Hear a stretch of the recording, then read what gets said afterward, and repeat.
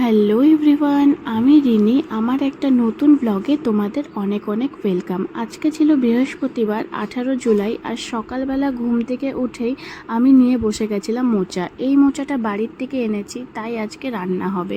মোচাটা ছাড়িয়ে সোজা চলে আসলাম ঘরটা গোছাতে। এরই মধ্যে কিন্তু ও অফিসের জন্য বেরিয়ে গেছে, তাই আমি এই ছোট ছোট কাজগুলো করে নিয়ে সোজা চলে গেলাম ব্রেকফাস্ট করতে। ব্রেকফাস্ট করে কিন্তু আমার কিছু ধোয়া কাচা ছিল, সেগুলোও করে নিয়েছি। আর ওইদিকে মোচাটাও হচ্ছিল, মোচাটা বসিয়ে দিয়েছি রান্না করার জন্যে। তার মাঝখানে কিন্তু লাঞ্চও হয়ে গেছে, বাট কোনো ক্লিপস নিতে পারিনি, শরীরটা একটু খারাপ ছিল বলে। আর ঘুমিয়ে গেছিলাম, ঘুমিয়ে উঠে দেখি সোজা 5:30 বাজে।